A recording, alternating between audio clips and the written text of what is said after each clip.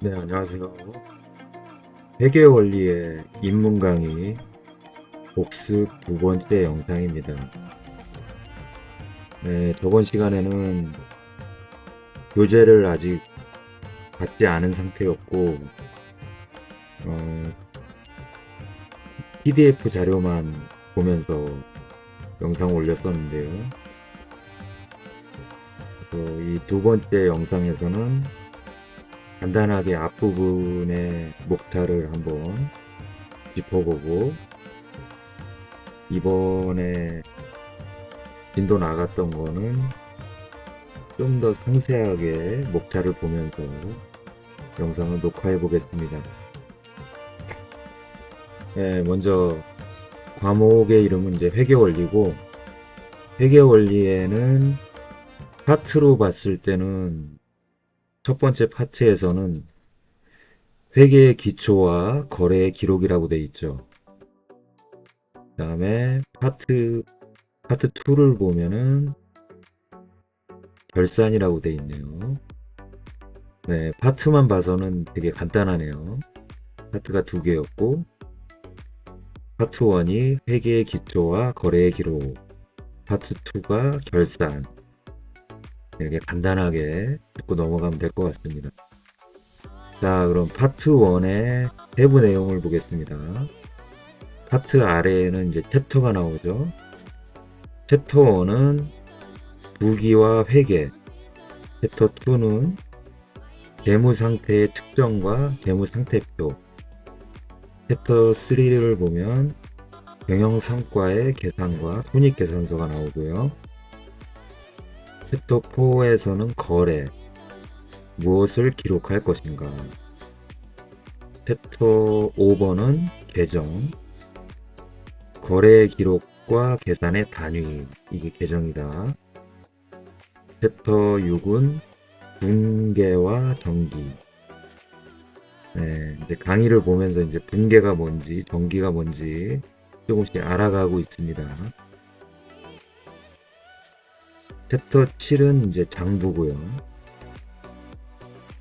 그 다음에 파트 2 결산의 챕터를 보면은 챕터 1은 결산 개요, 챕터 2는 시산표와 정산표, 챕터 3는 계정의 마감 및 재무제표의 작성, 이렇게 나와 있습니다. 네, 다시 앞으로 가서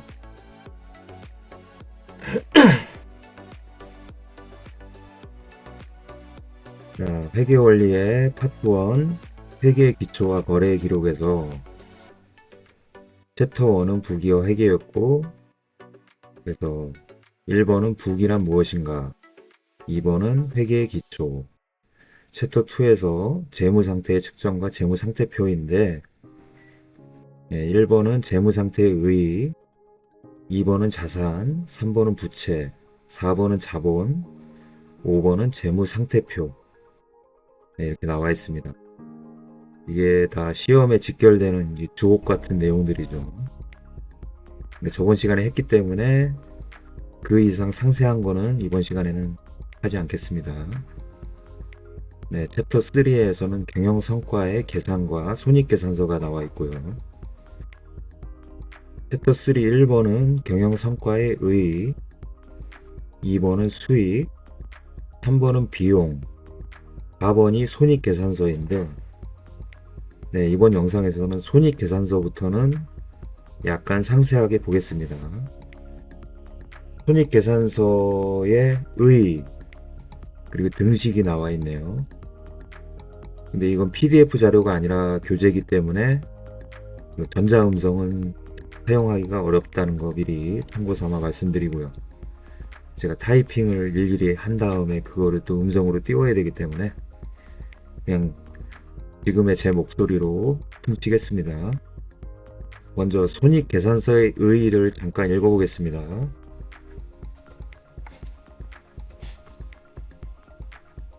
일정 기간 동안에 발생한 총 수익과 총 비용을 서로 비교하여 기업이 경영을 잘했는지 알 수가 있다.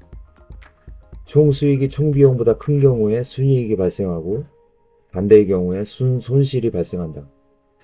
이와 같은 정보를 경영성과 정보라고 하며 이는 정보 이용자에게 손익계산서를 통해서 전달이 된다. 손익계산서라는 보고서의 명칭, 회사명, 일정한 기간, 그리고 통화와 금액 단위를 반드시 표시해야 된다. 이렇게 나와 있고요. 등식을 보면은 손익계산서 등식은 당기 순손익은 수익에서 비용을 차감한 것이다. 이렇게 나와 있네요. 그러니까 총 수익에서 총 비용을 빼면 순이익이 나온다. 총 비용과 당기 순이익을 더하면 총 수익이다. 총 비용은 총 수익의 당기 순 손실을 합하면 된다. 총 수익은 손익계산서다. 대략적으로 이런 내용이 교재에 나와 있습니다.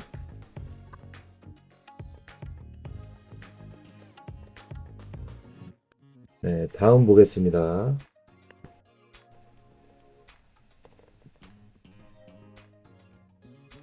자, 5번에 당기 순손익의 측정이라고 나와 있고요. 1번 자본유지 접근법, 재산법. 2번 거래접근법, 손익법. 3번 양자의 관계. 이게 무슨 내용인지 살짝 맛을 보겠습니다.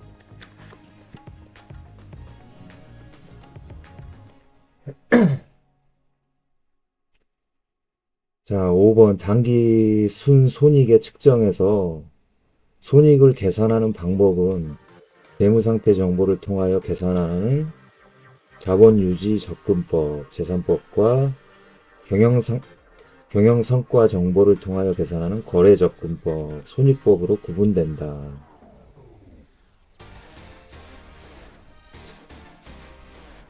이렇게 나와 있네요. 네. 자본유지 접근법이 재산법이다.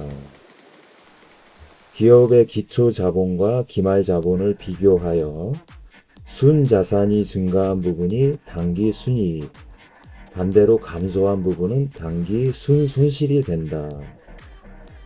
네, 중요 내용만 한번 짚고 넘어가겠습니다.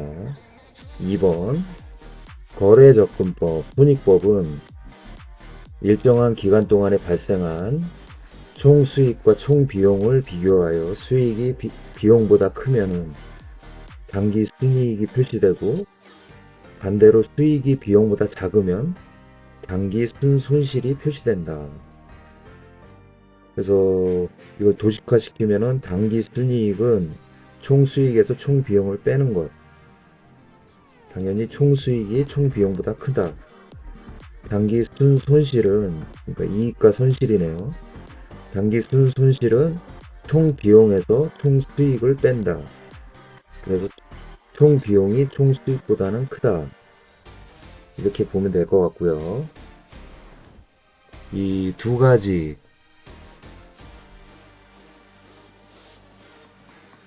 계산법과 손익법의 관계를 보면은 자본유지 접근법, 재산법으로 계산된 당기 순손익과 거래접근법, 손익법으로 계산된 당기 순손익은 서로 일치한다. 이게 중요한 말이겠네요.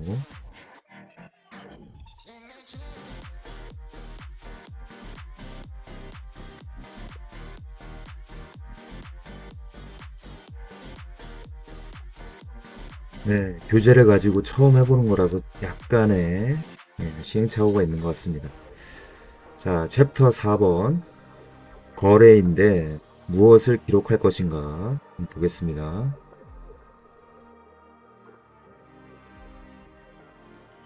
거래에는 회계상의 거래가 있고 거래의 결합관계가 나오고 거래의 이중성과 대차 평균의 원리가 나옵니다. 그리고 네 번째 거래의 분류가 나오는데 거래의 분류에는 손익의 발생 여부에 따른 분류가 있고 현금 수반 여부에 따른 분류가 있고 세 번째 발생 장소에 따른 분류가 있습니다. 네, 내용도 살짝 보겠습니다.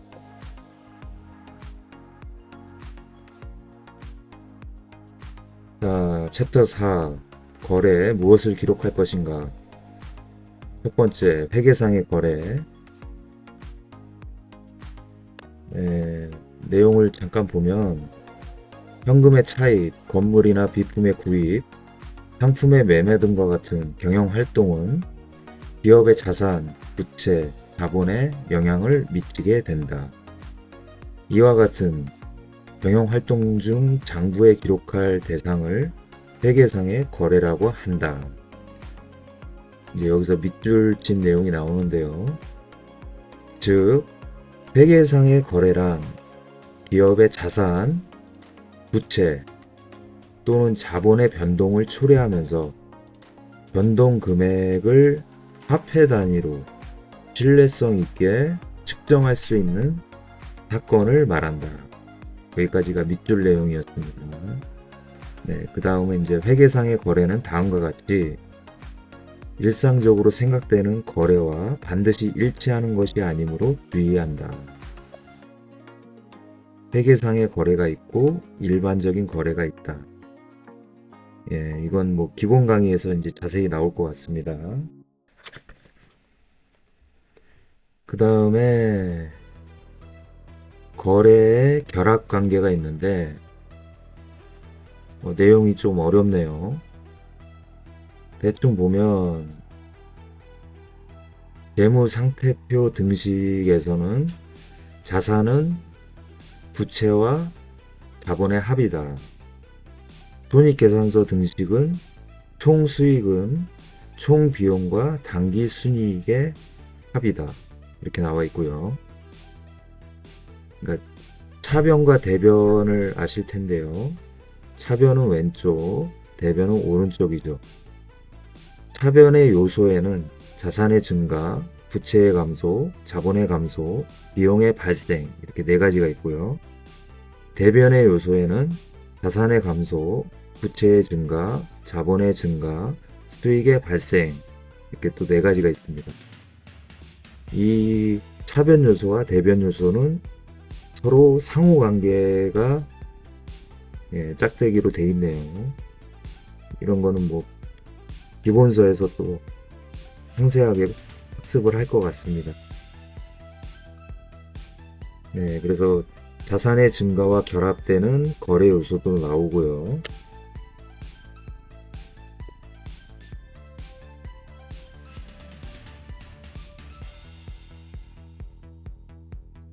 감소와 결합되는 거래 요소도 있고요. 자본의 감소와 결합되는 거래 요소도 있습니다. 비용의 발생과 결합되는 거래 요소도 나오고요. 이런 사례는 결합 유형 중에서 주로 발생하는 거래에 해당한다. 따라서 예시에서 언급하지 않은 유형은 비교적 적게 발생하거나 거의 발생하지 않는 유형으로 회계의 원리에서 자주 발생하지 않기 때문에 교재에 안 나오네요. 참고하시기 바라고요. 자, 이제 엄청 중요한 내용 같습니다. 챕터 4 거래에서 세 번째 거래의 이중성과 대차 평균의 원리가 나오네요. 잠깐 읽어보겠습니다. 거래의 이중성 또는 양면성, 이것은 복식부기의 기본 원리로서 어떤 거래든 자산이나 부채 또는 자본의 변동을 초래하는 원인과 그 결과라는 두 가지 속성이 함께 들어있다는 것을 의미한다. 즉, 자산이 증가하면 동시에 다른 자산이 감소하거나 부채나 자본의 증가를 가져온다. 예를 들어서 현금 10만원 주고 기계장치를 구입하면 기계장치라는 자산의 증가 10만원과 현금이라는 자산의 감소 10만원이 구성되어 있다.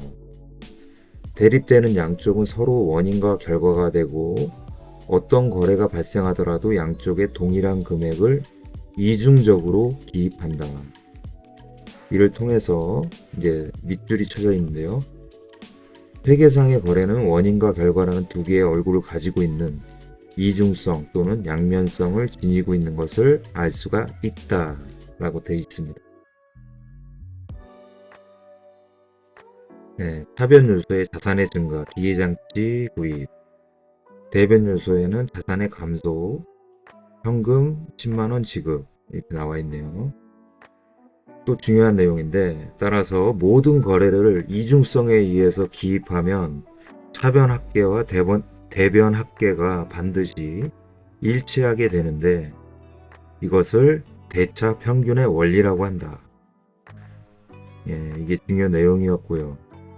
그 다음으로 이제 또한 거래의 이중성과 대차 평균의 원리를 통하여 전 계정의 차변합계와 대변합계를 비교하여 일치 여부를 확인함으로써 그 기록 및 계산의 정확성을 자동적으로 검증을 할 수가 있는데, 이것을 복식부기의 자기 검증 기능이라고 한다.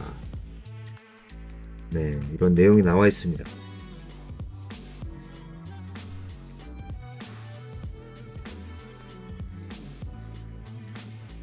네, 04번에 이제 거래 분류가 나오죠. 거래 분류 세 가지로 나눠놨는데, 첫 번째, 손익의 발생 여부에 따른 분류. 이거는 또 세 가지가 나오네요. 교환거래, 손익거래, 혼합거래가 나옵니다. 교환거래는 자산, 부채, 자본 간의 증감 변화를 가져오고 수익 비용이 발생하지 않는 거래다. 상품의 현금 매입, 외상 매출금의 현금 회수 이런 게 있습니다. 손익거래는 수익이나 비용이 발생하는 거래를 말한다. 차변이나 대변 어느 한쪽에 수익 또는 비용이 발생하는 거래다. 예를 들면 이자 수령, 급여 지급 등이 있다. 그리고 혼합거래는 교환거래와 손익거래가 혼합되어 있는 거래다. 즉, 거래의 일부가 수익 또는 비용이 되는 거래다. 예를 들면 차입금과 이자의 지급, 상품을 원가 이상으로 판매하는 경우, 이런 예가 있습니다.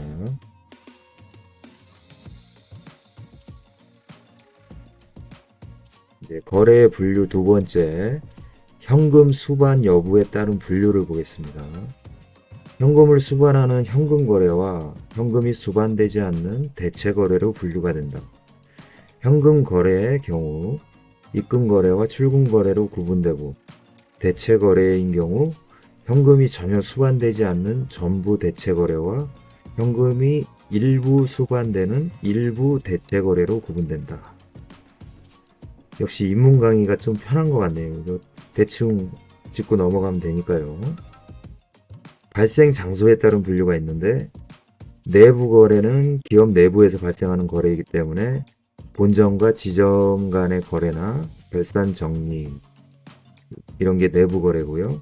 외부 거래는 기업 외부에서 발생하는 거래니까 외부와의 구매 또는 판매 활동 등을 통한 거래가 외부 거래라고 할 수 있습니다. 그 다음에는 문제풀이인데, 문제풀이는 일단은 넘어가고요. 자, 이제 챕터 5번 계정이 나옵니다.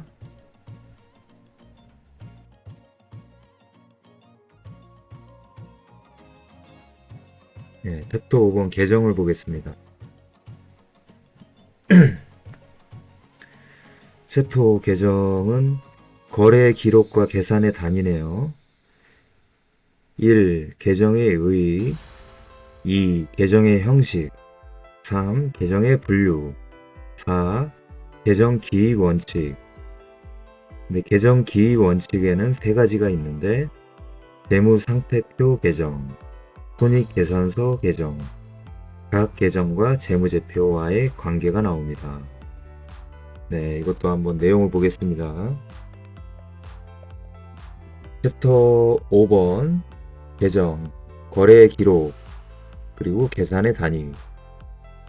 1번 계정의 의의, 계정의 의의는 이제 회계상 거래가 발생하면 기업의 자산, 부채, 자본 이런 게 증감 및 수익 비용이 발생한다.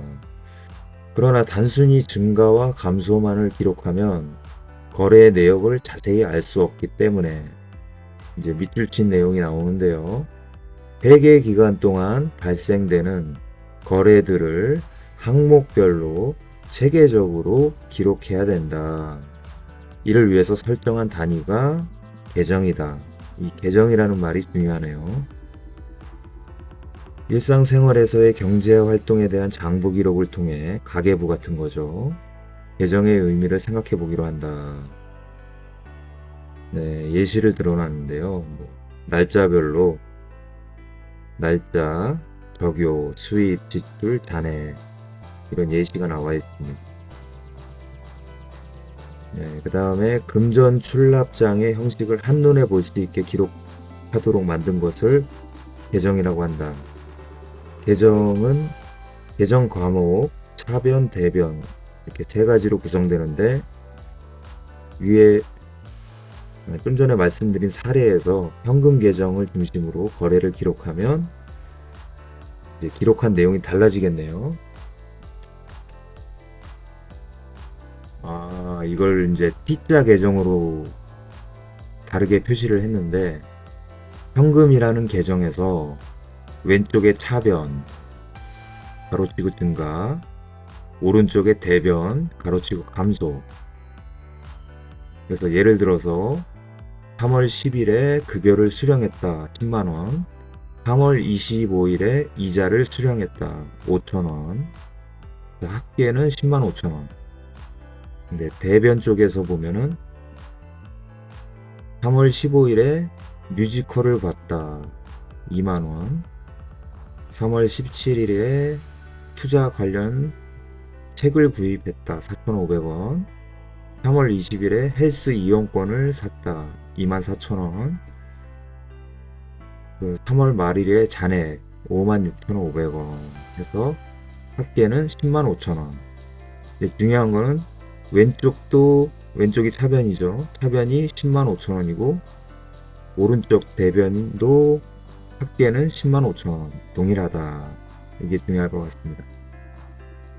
그래서 계정은 기록의 대상의 증가와 감소를 구분하여 기록하는 장소를 말한다. 이 경우 자산, 부채, 자본, 수익, 비용의 증감을 개별적으로 기록하기 위한 특정한 항목의 명칭을 계정 과목이라고 하는데, 이를 통해서 현금 계정에서의 회사의 현금이 어떠한 이유로 증가했고 감소했는지를 잘 알 수 있고,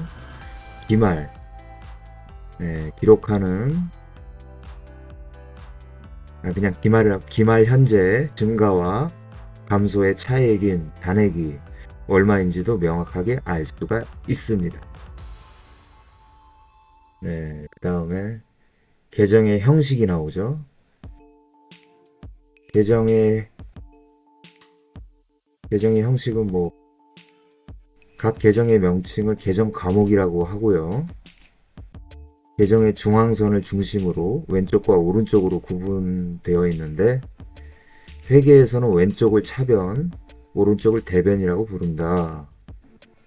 계정의 왼쪽에 기입하는 것을 차기, 차변기입, 계정 오른쪽에 기입하는 것을 대기, 대변기입, 계정의 중요성에 비추어 유사한 종류나 성질을 가진 항목별로 설정되고 계정 과목, 차변, 대변 이렇게 세 부분으로 구성되어 있다. 계정의 형식에는 표준식이 있고 단액식, 약식 계정이 있지만 수업 목적상 단순 양식인 T 계정이 주로 사용된다. 네, 계정 과목에는 차변과 대변이 있다.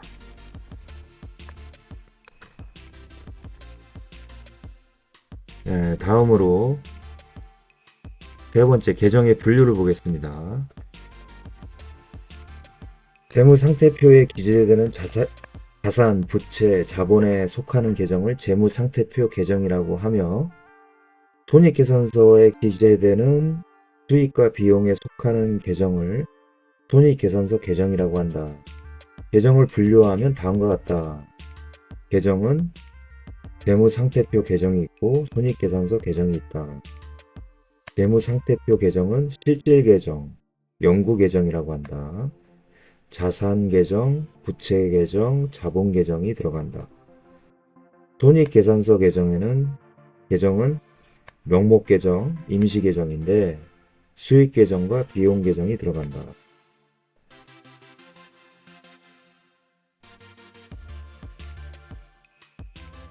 네, 보충에는 이제 실질 계정, 연구 계정과 명목 계정, 임시 계정이 나와 있는데요. 살짝 읽어보고 가겠습니다. 재무상태표 계정인 자산, 부채, 자본 등은 실질적인 잔액이 존재하는 계정으로 특정한 시점에 실제로 존재하고 회계연도 말에 잔액이 다음 회계연도로 이월되기 때문에 이를 실질 계정 또는 연구 계정이라고 한다. 반면에 수익이나 비용 등의 손익계산서 계정은 결산 시 일정 기간 동안의 성과 등으로 파악되고 다음 회계연도로 이월되지 않기 때문에 명목상의 계정이므로 명목 계정이고 임시 계정이다. 이거 이해가 바로 되네요. 명목 계정이고 임시 계정이라서 다음 회계연도하고는 상관이 없죠. 이월되지 않기 때문에 이런 명칭이 붙은 것 같습니다. 네. 챕터 5번 계정의 네 번째 계정 기입 원칙이 있습니다. 계정 기입 원칙을 한번 보면은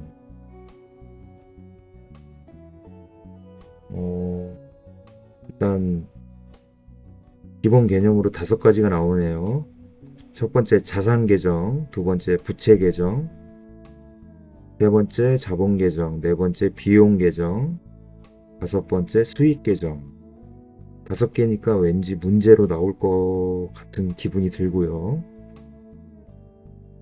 간단하게 말해서 자산, 부채, 자본, 수익, 비용, 수익 이렇게 5가지 계정 기입 법칙이 있습니다. 자산은 증가를 차변에 감소를 대변에 기입한다.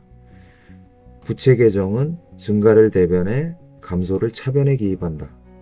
자본 계정은 증가를 대변에 감소를 차변에 기입한다. 비용 계정은 발생을 차변에 감소를 대변에 기입한다. 수익 계정은 발생을 대변에 감소를 차변에 기입한다. 이거 과연 외울 수 있을까요? 일단은 입문 과정에서는 전혀 외울 필요는 없다고 저는 생각을 합니다. 넘어가야죠. 그래서 계정의 기입 법칙 3가지가 있는데 3가지를 보겠습니다. 첫 번째, 재무상태표 계정. 자산은 재무상태표의 차변 왼쪽에 기입하므로 그 증가를 자산 계정의 차변에 기입하고 감소는 대변에 기입한다. 부채와 자본은 재무상태표의 대변 오른쪽에 기입하므로 그 증가를 대변에 기입하고 감소를 차변에 기입한다. 딱 봐서는 이해가 되진 않네요. 아직 입문 단계이기 때문에 그런 것 같습니다. 네, 약간 더워가지고 선풍기 좀 가져오겠습니다.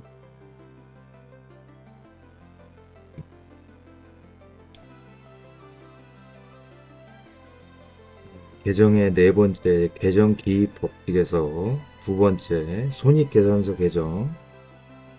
수익은 손익계산서의 대변 오른쪽에 기입하므로 수익이 발생하는 경우에는 대변에 기입하고 반대의 경우 차변에 기입한다.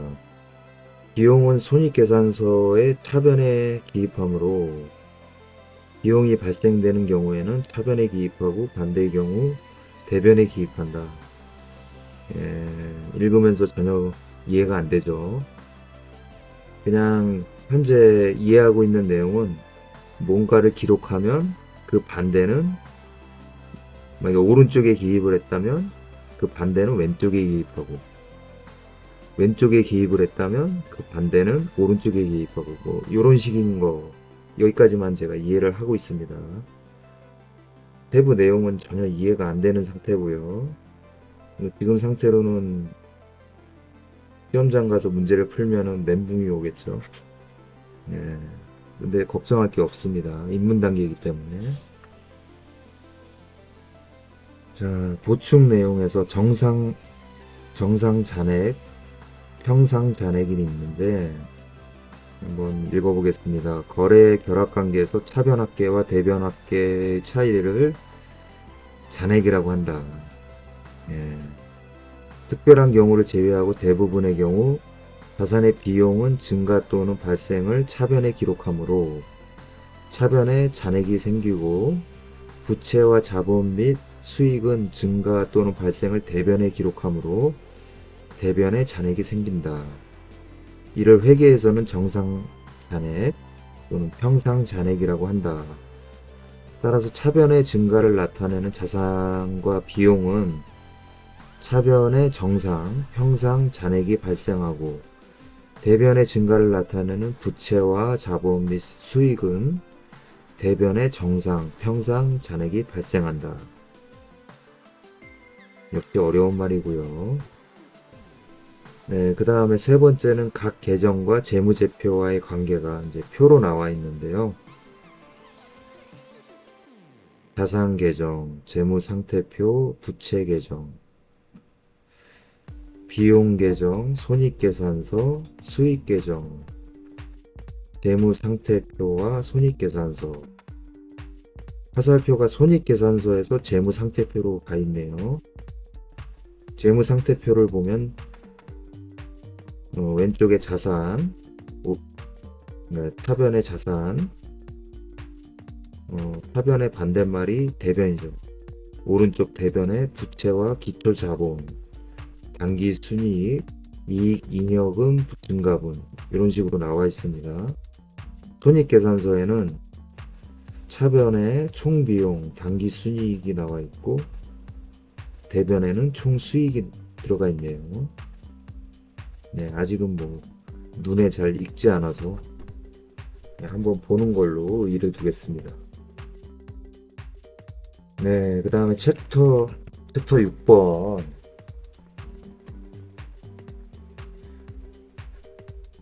강의 들을 때는 그냥 이런 것들이 순식간에 지나가 버렸는데 복습을 책을 가지고 하다 보니까 내용이 꽤 많네요. 예, 챕터 6번에는 이제 분계와 정기가 나옵니다. 분계는 분계 의의가 있고 절차가 있고 법칙이 있고 분계장이 있고 거래 유형이 나옵니다. 정기에는 간단하게 의의와 법칙만 나와 있네요. 네, 내용을 살짝 보겠습니다. 분계 의의는 뭐 거래가 발생하면 앞에서 학습한 거래의 이중성에 따라서 차변 요소 왼쪽과 대변 요소 오른쪽으로 나누고 각각의 해당 계정도 이제 앞에서 봤죠. 계정을 기록하는 것을 말한다. 기록하는 것 자체가 분계다. 따라서 관련 계정 어느 변, 타변이냐 대변이냐 이거에 따라서 얼마의 금액을 기록할 것인가를 확인해야 된다. 네, 분계의 의의였고요. 분계 절차는 4단계가 있는데 1단계는 거래가 지니고 있는 이중적인 측면을 찾아낸다. 이게 1단계고 2단계에서는 1단계에서 찾아낸 측면을 거래의 결합 법칙에 의해서 차변과 대변으로 나누는 것. 나누는 게 2단계고요. 3단계에서는 차변과 대변으로 일단 구분이 됐는데 구분된 거래의 내용을 가장 잘 나타낼 수 있는 계정 과목을 정하고 금액을 계산한다. 이게 3단계고요. 4단계는 차변 금액과 대변 금액이 일치하는지 확인한다. 편의점으로 생각하면 알바가 일을 마치면 이제 정산을 하게 되죠. 거기서 이제 합계가 맞는지 확인을 하는 거. 그런 거라고 한번 떠올리시면 좋을 것 같습니다. 자, 세 번째 붕괴의 법칙. 붕괴하는 방법은 계정기입 법칙과 동일하다. 계정기입 법칙이 지금 이해가 다 안 돼서 이것도 좀 어렵겠네요. 자, 첫 번째, 자산의 증가는 차변에, 감소는 대변에 붕괴한다. 부채의 증가는 대변에, 감소는 차변에 붕괴한다. 자본의 증가는 대변에, 감소는 차변에 붕괴한다. 비용의 발생은 차변에, 감소는 대변에 붕괴한다. 수익의 발생은 대변에, 감소는 차변에 붕괴한다. 그냥 한번 읽고 넘어가야겠네요. 네, 이제 붕괴장인데요. 붕괴장, 제가 무료 강의에서 흐름을 봤을 때 붕괴장도 상당히 중요했다는 걸로 기억에 남아 있는데요. 붕괴장의 의의는 붕괴장이란 거래를 계정에 전개하기 전에 발생 순서에 따라서 최초로 기록하는 장부, 즉 거래의 발생 순서에 따라 원시 기록하는 장부다. 이게 의의였고요.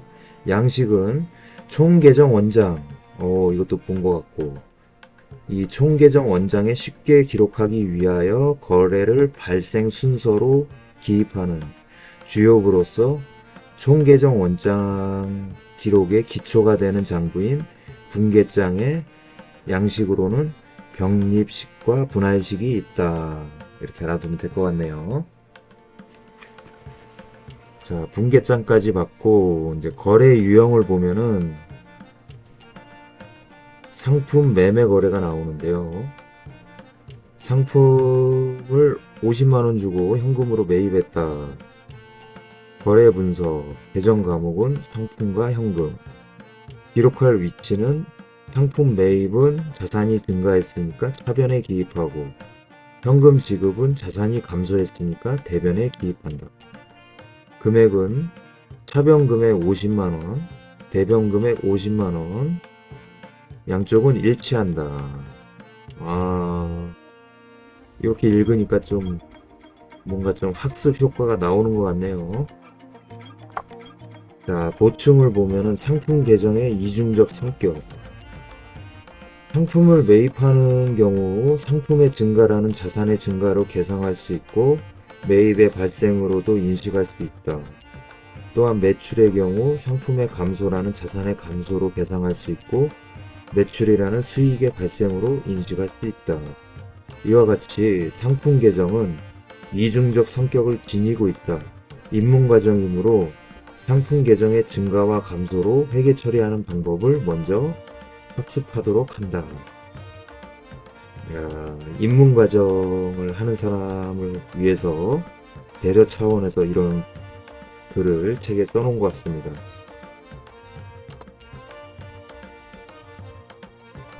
상품 매매 거래 관련 계정 과목을 한번 표를 읽어보겠습니다. 상품에는 이제 매출 거래, 매입 거래가 있는데 매출 거래부터 보면은 상품을 현금으로 매출하였다. 차변에는 현금을 적고 대변에는 상품을 적는다. 상품을 외상으로 매출하였다. 차변에 외상 매출금을 적고 대변에 상품을 적는다. 상품을 매출하고 약속 어음을 받았다. 받을 어음을 차변에 적고 상품을 대변에 적는다. 상품을 매출하고 대금을 자기합수표로 받았다. 차변에 현금을 적고 대변에 상품을 적는다. 상품을 매출하고 대금을 당좌 예입하였다. 차변에 당좌 예금을 적고 대변에 상품을 적는다. 상품을 주문받고 계약금을 현금으로 받았다. 차변에 현금을 적고 대변에 선수금을 적는다. 상품을 원가보다 큰 금액으로 외상 매출하였다. 차변에 외상 매출금을 적고 대변에 상품하고 상품 매출 이익을 따로 적는다. 여기까지가 이제 상품 매출 거래였고요. 상품의 매입 거래를 또 예시를 보면은 상품을 현금으로 매입하였다. 차변에 상품을 적고 대변에 현금을 적는다. 상품을 외상으로 매입하였다. 차변에 상품을 적고 대변에 외상 매입금을 적는다. 상품을 매입하고 약속 어음을 발행하였다. 차변에 상품을 적고 대변에 지급 어음을 적는다. 상품을 매입하고 당좌수표를 발행하여 지급하였다. 차변에 상품을 적고 대변에 당좌 예금을 적는다. 상품을 주문하고 계약금을 현금으로 지급하였다. 차변에 선급금을 적고 대변에 현금을 적는다. 입문과정이므로 상품 매매 거래는 상품 계정을 이용하여 회계 처리한다.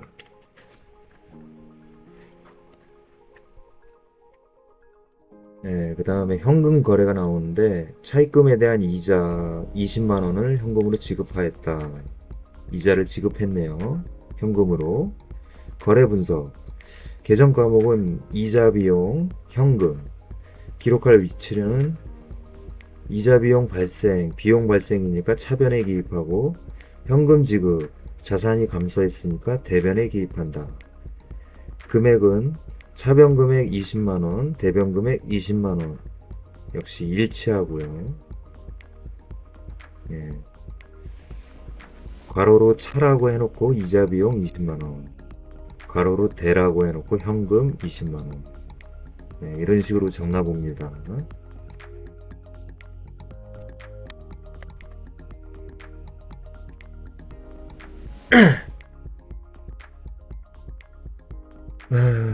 좀 내용이 많긴 한데, 야, 이거 복습은 원래 짧게 해야 되는데, 처음 하다 보니까 영상 녹화 시간이 40분이 넘었네요. 그래도 일단 시행착오라고 생각하고, 저는 한번 길지만 계속 녹화를 완료를 해보겠습니다. 현금 거래 관련 계정 과목이 있는데요. 현금 수익 거래와 현금 지출 거래 두 가지로 나눠집니다. 현금 수익 거래를 먼저 보면은 현금을 출자하여 영업을 개시하였다. 차변에 현금을 적고 대변에 자본금을 적는다. 빌려준 돈을 현금으로 받았다. 그러면 차변은 현금을 적고 대변은 대여금. 기계장치 외상 처분 대금을 현금으로 받았다. 차변에 현금, 대변에 미수금. 약속 어음 만기일에 대금을 현금으로 수령하였다. 차변에 현금, 대변에 받을 어음. 예, 거래 부분이 이제 처음에 있는 거죠. 현금을 차입하여 수령하였다. 차변 현금, 대변 차입금. 대여금에 대한 이자를 현금으로 수령하였다. 차변 현금, 대변 이자 수익. 거래는 대여금 원금과 이자를 현금으로 수령하였다. 차변 현금, 대변에 대여금, 이자 수익. 거래가 집세를 현금으로 수령하였다. 차변에 현금, 대변에 임대료. 임대료는 임차료하고 반대되는 개념이죠. 임대료는 돈을 받았다는 거네요. 네, 건물주가 임차인한테 돈을 받은 거죠. 자, 다음으로 현금 지출 거래를 한번 보겠습니다. 자, 자본주가 현금을 인출했다. 차변에 자본금, 대변에 현금. 기계장치를 현금으로 구입하였다. 차변에 기계장치, 대변에 현금. 기계장치 외상 구입 대금을 현금으로 지급하였다. 차변에 미지급금, 대변에 현금. 발생한 약속어음 만기일에 어음 대금을 지급하였다. 차변에 지급어음, 대변에 현금. 차입금 원금과 이자를 현금으로 지급하였다. 차변에 차입금 이자 비용, 대변에 현금. 집세를 현금으로 지급하였다. 임차인이 집세를 낸 거죠. 차변의 임차료, 대변의 현금. 급여를 현금으로 지급하였다. 이건 고용주가 고용인에게 급여를 지급한 거죠. 차변의 급여, 대변의 현금. 출장 여비를 현금으로 지급하였다. 차변의 여비 교통비, 대변의 현금. 상공회의소 회비나 자동차세 등을 현금으로 지급하였다. 차변의 세금 과공과, 대변의 현금. 수도요금, 전기요금, 도시가스요금 등을 현금으로 지급하였다. 차변의 수도광열비, 대변의 현금. 신문 등 각종 방송 매체의 광고료를 현금으로 지급하였다. 차변의 광고 선전비, 대변의 현금. 네, 여기까지 읽었고요. 아이고, 이거 마우스가 자동으로 뭐가 움직였네요. 폴터가이스트 현상은 아닌 것 같고, 지금 보던 게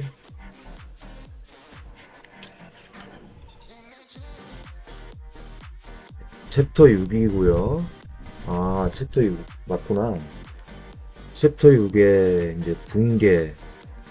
아, 제가 착각했네요. 예, 폴터가이스트 현상은 전혀 없었습니다. 챕터 6에 이제 붕괴와 전기에서 이제 붕괴를 봤던 거고요.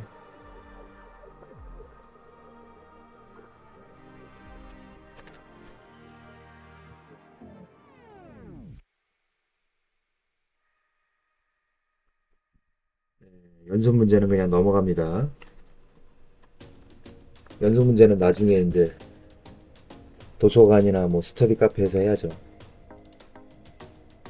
네, 챕터 6의 붕괴와 전기에서 이제 전기를 보겠습니다. 전기의 의 붕괴장에서 붕괴가 완료되면 붕괴한 것을 해당 계정에 옮겨 적는 과정이 필요하다. 이를 전기라고 한다. 이게 한자로 전자가 이제 어딘가로 이동할 때 그 전자죠. 기자는 기록한다는 거. 옮겨 적는 거. 그래서 전기란 붕괴장의 거래 기록을 원장에 있는 관련 계정에 옮겨 적는 과정을 말한다. 네, 말 그대로 옮겨 적는 거가 이제 전기라고 합니다.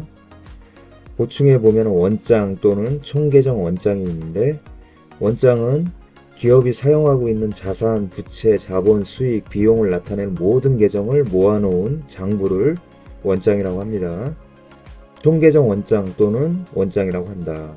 총계정 원장의 현금 계정을 보면 특정 시점의 현금 계정 잔액이 얼마인지 알 수 있다. 이렇게 나와 있고요. 자, 두 번째, 전기의 법칙이 있네요. 법칙이 4가지가 있고요.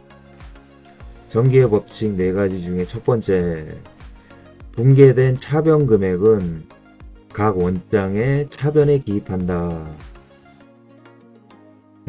너무 당연해가지고 살짝 이제 웃음이 나올 뻔했는데, 일단 붕괴가 된 차변 금액은 차변에 기입한다.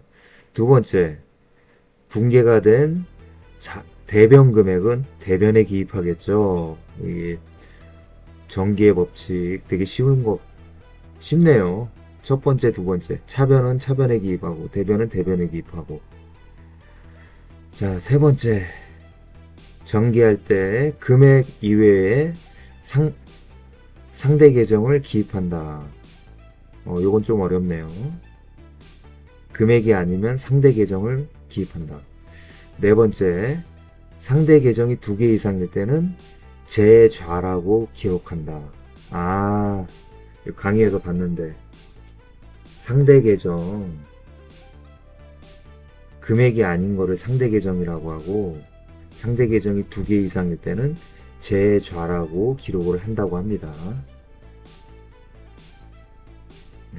거래에서 분계장으로 갈 때 분계가 되고, 분계장에서 총계정 원장으로 갈 때 전기가 되네요.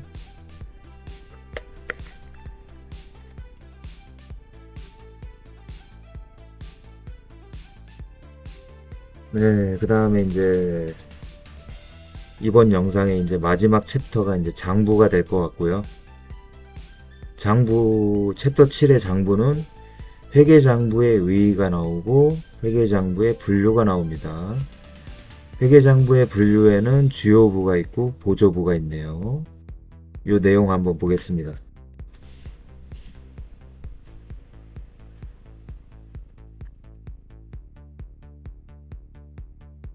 자, 챕터 7 장부. 첫 번째, 회계장부의 의의. 회계장부란 재무상태와 경영성과를 파악하기 위하여 기업의 경영활동에서 발생한 거래를 기록, 계산, 정리하기 위한 기록부를 말한다. 이 기록부가 회계장부라고 합니다. 회계장부는 일반적으로 모든 거래를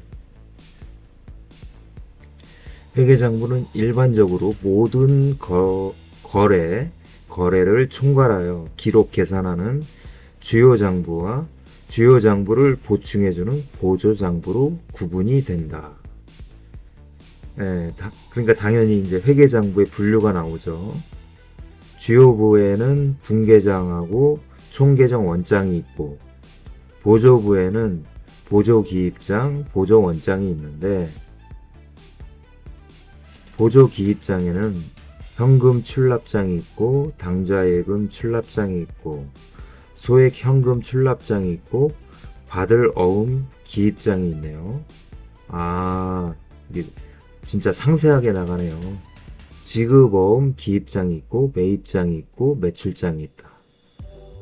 이제 보조 기입장이었고요. 보조 원장에는 매출처 원장이 있고 매입처 원장도 있고 상품 재고장이 있고 적성품 원장이 있고 시탁 판매 원장이 있고 수탁 매입 원장이 있고 유형자산 대장이 있고 판매 관리비 원장이 있네요. 네, 그래서 내용을 다시 보면 주요부에는 분계장하고 총계정 원장이 있는데 분계장은 거래가 발생한 시점에서 발생 순서에 따라서 원시적으로 기록하는 장부로 총계정 원장 정기에 기초가 된다. 정기는 옮겨 적는 거라고 했죠. 네, 두 번째 총계정 원장은 발생 순서별로 기록된 거래를 각 계정 과목별로 기록하고 계정 과목별 잔액과 발생액을 표시한 장부로 재무제표 각 항목의 기초 자료가 된다. 총계정 원장이 저도 이제 잘 알아야 되는 부분이 재무제표인데 재무제표 각 항목의 기초 자료가 총계정 원장이라고 합니다. 자, 다음 보조부. 보조부는 주요부를 보조하는 장부로서 거래가 발생한 순서별로 상세한 기록을 나타내는 보조 기입장과 특정 계정과 관련하여 상세한 기록을 나타내는 보조 원장이 있다. 네, 조금 전에 이제 뭐가 있는지 한번 읽어봤었죠. 네, 한번 읽어보고 넘어가면 될 것 같습니다. 왜냐고요? 입문과정이니까. 입문과정은 그래서 마음 편하게 저도 그렇고 보거나 들으시는 분도 아주 편하게 일단은 예를 들어서 산이나 숲을 먼저 봐야 되고요. 그게 이제 입문 단계고 그 다음에 나무를 보는 게 이제 기본 단계고 나무의 가지나 잎사귀까지 보는 게 이제 심화 단계고요. 입문 단계에서 나무가지까지 보겠네요. 심화 단계가 이제 지엽적인 거, 잎사귀까지 보는 것 같고요. 그 다음에 그동안 학습한 산이나 숲, 나무가지, 잎사귀 이런 것들을 종합적으로 이제 문제를 풀면서 복습도 하고 본인의 개념 체계를 이제 완성을 해나가는 게 이제 문제풀이 단계라고 저는 생각을 하고요. 문제풀이에는 일반 문제가 있고 모의고사, 동형 모의고사 이런 문제들이 있죠. 모의고사는 아무래도 각 단원별 문제하고는 좀 차이가 있을 것 같고요. 종합적인 사고를 요하는 문제가 모의고사로 나올 것 같습니다. 네, 이렇게 해가지고 네, 다시 앞으로 넘겨보겠습니다. 네, 이번 영상에서는 회계원리의 입문 강의 복습 두 번째 영상이었고요. 네, 첫째는 이제 제 학습을 위해서 이런 영상을 만들어서 올리는 거고요. 두 번째는 혹시나 생길지 모르는 제 채널 구독자분이나 제 채널을 방문하신 일반 이용자분들한테 그냥 뭔가 좀 도움이 될 수 있는 공익적인 생각을 가지고 영상을 올려보고 있습니다. 네, 저는 첫 번째 저한테 도움이 되기 때문에 이런 활동을 하는 거고요. 부수적으로 이런 영상을 보시는 분들이 뭐 약간의 도움을 가져가실 수가 있는 거는 저는 신경 쓰지 않겠습니다. 저는 일단 첫 번째, 두 번째도 제 학습에 도움이 되기 때문에 이런 영상을 올리고 있다는 점 참고하시기 바랍니다. 네, 하여튼 열심히 계속 공부를 해볼 예정입니다. 네, 구독을 하시면 뭐 알아서 도움이 되시겠죠. 네, 구독을 하시든 안 하시든 그거는 뭐 보시는 분의 판단에 맡길 것 같고요. 저는 제 할 일만 그냥 계속 해보겠습니다. 네, 이렇게 해서 회계원리 입문 강의 복습 두 번째 영상은 여기까지 해서 마치겠습니다. 감사합니다.